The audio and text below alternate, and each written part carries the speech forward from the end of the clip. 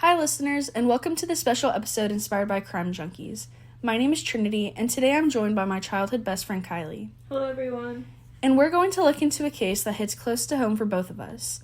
We grew up in the Florida Keys on an island called Big Pine Key, where this case takes place. Big Pine Key is unlike the rest of the other keys. It's secluded, and it's kind of like the forgotten key. It has people from all walks of life. It has drug smugglers, ex-cons, families. Murderers, Apparently murderers. Although Big Pine is kind of like the ugly stepsister of the rest of the keys, it's still internationally recognized for its world-class fishing, famous key lime pie, and sunny weather year-round. But beneath this picture-perfect facade is a less publicized reality like unsolved murders, cold cases, disappearances, and so on. The Keys are fully reliant on tourism, which means maintaining a positive public image is important to the economy. But raising awareness about these cases isn't just about acknowledging tragedy, it's also about giving victims and their families the chance for justice and closure. One piece of information, one person coming forward, can solve a decades-old case like this. Today we're going to talk about the brutal murder of Lisa Sanders. A cold case in the Florida Keys for over 30 years. A young life was cut short, a mystery is still unsolved, and a family is left without closure. 30 years is a really long time. It is. How has nothing new been brought into light? So a little bit background about Lisa. She grew up in Battle Creek, Michigan, and was the youngest of 6 children. At age 9, Lisa was diagnosed with acute leukemia. Hospital stays, chemotherapy, and painful bone treatments marked her childhood. In 1987, right as she entered adulthood, doctors declared the disease in remission. In October of 1988, just 2 months before Lisa was murdered, she moved into a trailer in Big Pine Key near her parents' winter home. I'm not really sure where the trailer was. Probably the Avenues. I think it was probably the Avenues. Although it was so long ago, the Avenues seems to be, the only trailer park in the Keys. Yeah, at least in Big Pine, yeah. Fast forward to the morning of December 16th, 1988. Lisa and her mother, Marilyn, drove to Cutler Ridge Mall in South Day to do some Christmas shopping. They were joined by 2 friends. The Keys has no place to shop, especially for Christmas, so this, it does hit close to home, because I'm sure Kylie and I can both relate during Christmas, going Christmas shopping with our moms, going up to what we call the mainland, like Miami, Fort Lauderdale, Cutler Bay, not Cutler Ridge now. They had a name change. But that's where we had to go, because they closed our Kmarts, everything. No shopping. At 6:30 p.m., the 4 returned to Big Pine Key. Marilyn dropped off Lisa at her trailer and reminded her of plans to meet at 6 a.m. the next morning to go to a flea market to sell Christmas decorations. This would be the last time she would see Lisa alive. The flea market is actually very nostalgic for Kylie and I. We went to a charter school called Big Pine Academy, and it was right across the street from the flea market. I remember growing up there. Yes, the flea market was a big piece of our childhood. We would be playing at recess, and literally the flea market was right there. What was your favorite part of the flea market? The donuts. I love the donuts too. So many memories there. This would be the last time that Marilyn would see Lisa alive. That next morning when Lisa didn't arrive, Marilyn hurried over. Marilyn and Terry Bougrand, Lisa's neighbor, knocked on the door of the cottage behind Lisa's trailer. A woman told them that Lisa and some others had gone to a party at No Name Key. I had only heard that No Name was a place for partying from your mom. I had no idea that was a thing. People even went back. Yeah, I guess, because my mom, when she was in high school, she went to high school in the Upper Keys, Isla Mirada, Key Largo area. I had never heard, at least from her either, that was a place where the teenagers would go. Yeah. It's more so fishing back there. Yeah, now it is. The woods and the creeks. I wonder if this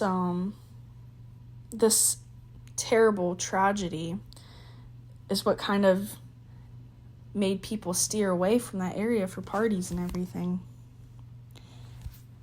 Lisa was a very small woman, 4'9", 105 pounds. Her hair was still thin from chemotherapy. She was 20 years old at this time, so she was actually my age. Yeesh. On that Friday night, before she was supposed to meet her mom at the flea market, she left the trailer park wearing blue jeans, a pink tank top, a silver necklace, 2 gold chains, and her high school ring. She was on her way to a party in No Name. The spot was well known, where local teenagers would use drugs and alcohol, and this would go on almost every Friday. About 2 hours later, Lisa wanted to leave, but her friends weren't ready, so she was seen walking away from the party alone. This would be the last time she was seen. Why would her friends not walk her somewhere? 2 miles, or where is she? She's No Name. That's at least 2 to 6 miles from so the far. inherent trailer park. If we're thinking that it's in the avenues, guys, this is a far walk. I wouldn't trust myself to walk, especially at night. Like, the Keys are a safe place, supposedly. But walking at night, I mean, it's a far walk. And there's not really any wildlife necessarily that you'd have to be afraid of. Maybe an alligator, honestly. You got the blue hole right there. But it's a 3-mile walk. Yeah, that's crazy.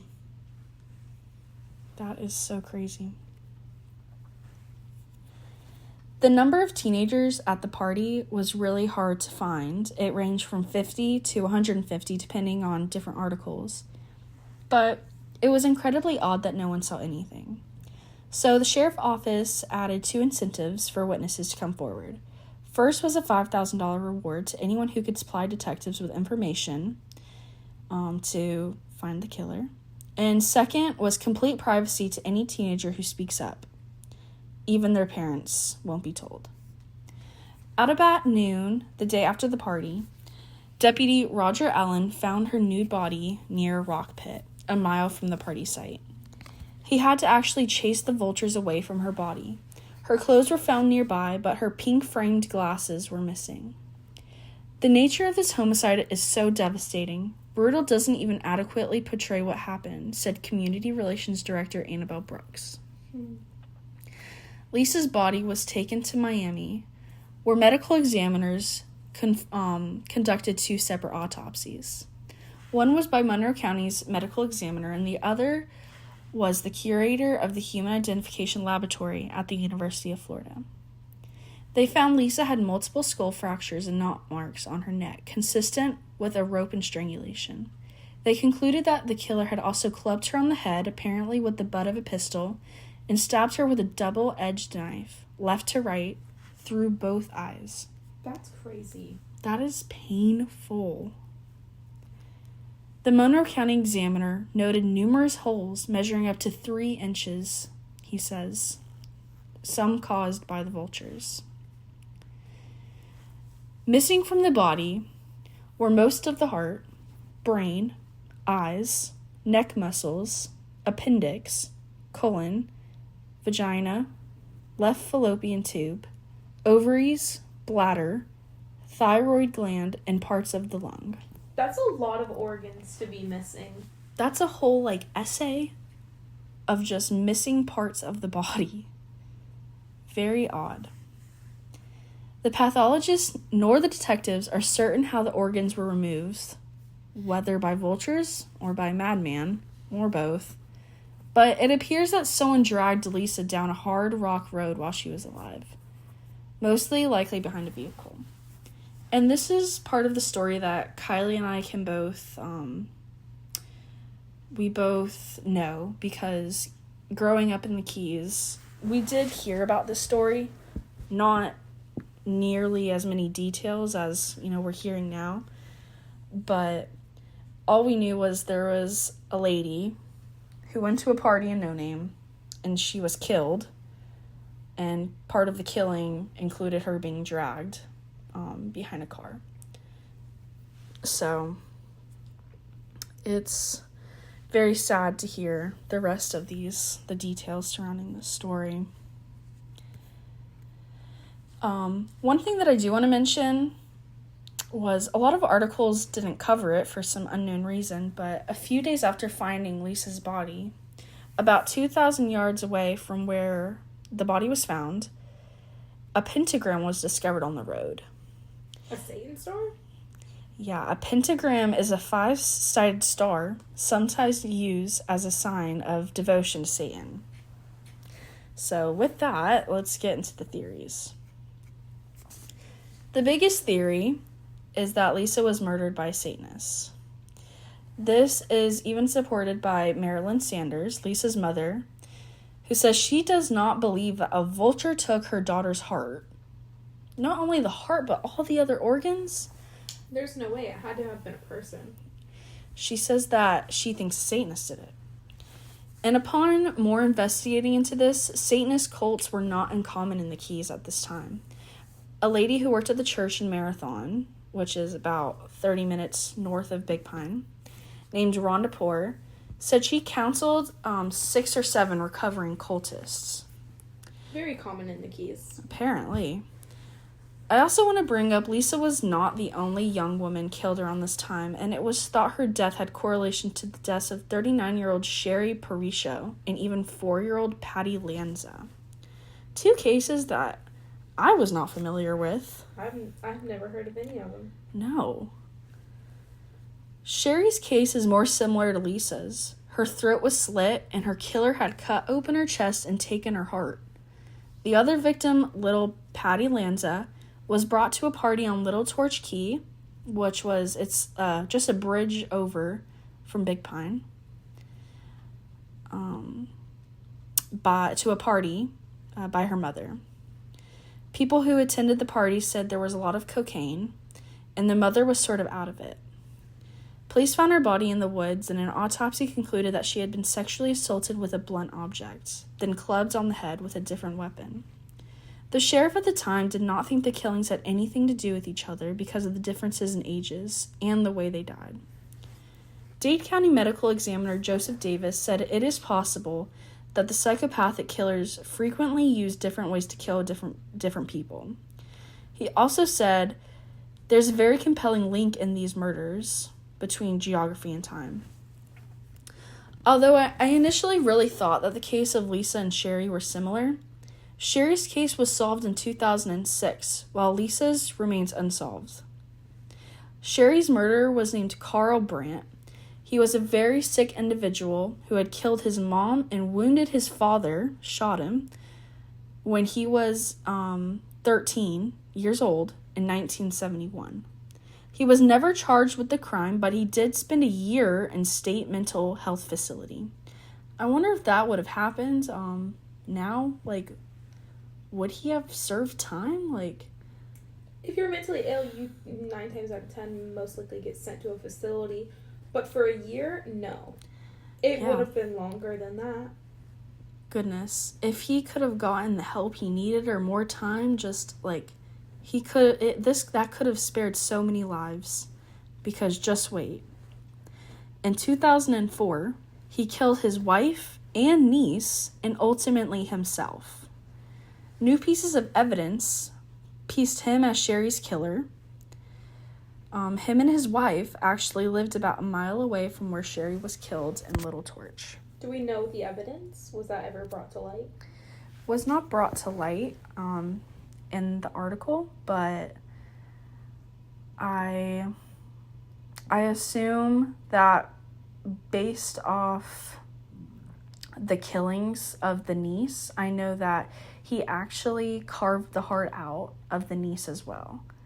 And I'm sure there was that correlation maybe brought up some stuff from that case, and then they were able to solve it. But, you know, I wish that maybe he was also Lisa's killer, just so we could have closure there, but I'm sure the investigators did their research into that as well, just because of the time, and I guess they didn't find anything. 4-year-old Patty's case is still unsolved. Do you think any of them are correlated? And do you think it was a lunatic or a Satanist? Maybe a Satanist. It seems too satanic to have no correlation, and it is the Keys. Yep. People are kind of funky down there. Yeah, it could be a lunatic Satanist at that. I mean, I think disregarding the pentagram on the ground, I think that was looked over a little too quickly. Yes. I found an article where a private investigator out of Marathon believed that, you know, it wasn't a Satanist. And I think it's just hard for me to believe that it wasn't. Also, the sheriff at the time said something along the lines of, "We're not ruling out anything, but at this rate, a Martian could have done it." They need to reinvestigate this with the new technology that they have and re-interview people. Yes. This should not go unsolved. No, absolutely not. With how small this community is, how many people were at the party must have seen something. But there are no new leads in the Lisa Sanders case. Lisa's mother is still alive, and in 2017, she made a post on Facebook saying, "I pray every day that the guilty will come forward so this can be solved in my lifetime." We believe here that it can take just one person's awareness to make a difference and solve a case like this. Anyone with information should contact the Sheriff's Office at 305-292-7000. If you wish to remain anonymous, you have the option to call Crime Stoppers at 1-866-471-8477. Tips can also be submitted online at www.floridakeyscrimestoppers.com. Thank you for following along with us today as we shared Lisa's story. Cases like these remind us that every detail matters, and keeping these stories alive is an important step towards justice. We're grateful for your support, and we hope you'll join us again for our next episode.